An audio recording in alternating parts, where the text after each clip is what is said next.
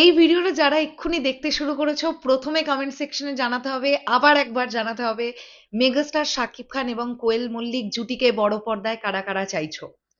চটপট যদি কমেন্ট সেকশনে এক্ষুনি জানিয়ে ফেলো তাহলে তোমাদের জন্য একটা বিগ ব্লাস্টিং ভিডিও তোমাদের সামনেই রিয়াকশন করব। থ্যাংক ইউ সাকিবিয়ান আলামিন ভাই, থ্যাংক ইউ সো মাচ এই ভিডিওটা আমাদের পাঠাবার জন্য। এবং আমি দেখলাম ডিরেক্টর মেহেদী হাসান হৃদয় বেশ কিছু জায়গায় ইন্টারভিউ দিচ্ছেন, এটা অবশ্যই একটা পজিটিভ দিক। রিসেন্টলি আমাদের মেহেদী হাসান পিয়াল দাদার চ্যানেলের তরফ থেকেও একটা ইন্টারভিউ দেখলাম, বেশ ভালো লাগলো।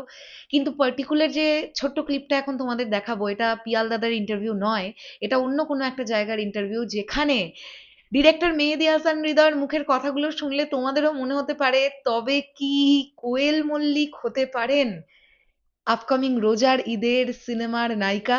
মানে মেগাস্টার শাকিব খানের বিপরীতে ফর দ্য ফার্স্ট টাইম আমরা কোয়েল মল্লিককে দেখতে চলেছি।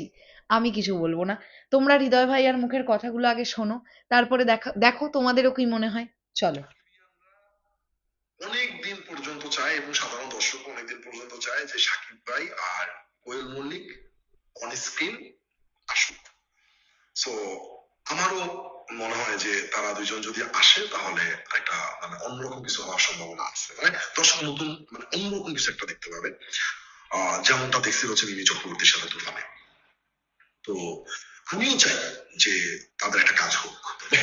কোয়েল মল্লিকও কিন্তু ওইখানকার অনেক বড় একজন নায়িকা এবং তার বাবা কোন লেভেলের অভিনেতা সেটা কিন্তু আসলে আমরা সবাই জানি, এবং কোয়েল মল্লিক নিজেও কোন লেভেলের অভিনেত্রী সেটাও কিন্তু আমরা জানি। এবং সবকিছু মিলে আমার কাছে মনে হয় যে খুব ভালোই লাগবে দুজনকে একসাথে। তো আমিও দেখার অপেক্ষায়, মানে বড় পর্দায় কোয়েল মল্লিক আর শাকিব খানকে একসাথে। কিরম যেন একটা পজিটিভ পজিটিভ গন্ধ আসছে আমার কাছে।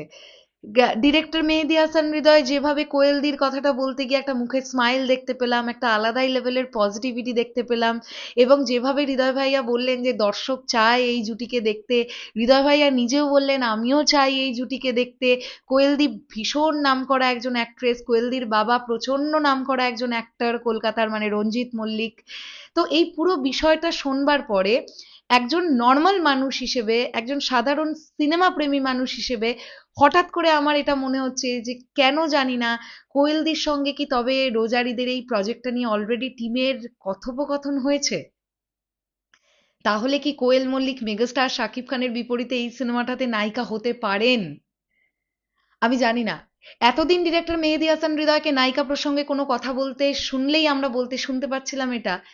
দু তিনজনের সঙ্গে কথা হয়েছে, এখনো আমরা ফাইনালাইজ কাউকে করিনি, টিমের তরফ থেকে জানানো হবে, এইটুকুনি আমরা জানতে পারছিলাম। বাট কোয়েলদির কথাটা উঠতেই হঠাৎ করে ডিরেক্টর মেহেদী হাসান হৃদয়ের ফেসে একটা স্মাইল দেখতে পাওয়া গেল। কেন? এক্স্যাক্টলি কেন? তোমরা ভাবতে পারছো যদি সত্যি এই অ্যানাউন্সমেন্টটা আসে যে মেগাস্টার শাকিব খানের বিপরীতে রোজার ঈদের সিনেমাটাতে কোয়েল মল্লিক, তাহলে ব্যাপারটা জাস্ট কি হবে? তোমরা ইম্যাজিন করতে পারছো? আলাদাই লেভেলের বিষয়পত্র হবে, কারণ এই জুটিকে কিন্তু আমরা আগে কাজ করতে দেখিনি। যেটা হৃদয় ভাইয়া মেনশন করলেন যে তুফানে কিন্তু সাকিব ভাইয়া এবং মিমি চক্রবর্তীকে অডিয়েন্স প্রথমবারের জন্য খুব পজিটিভলি নিয়েছে।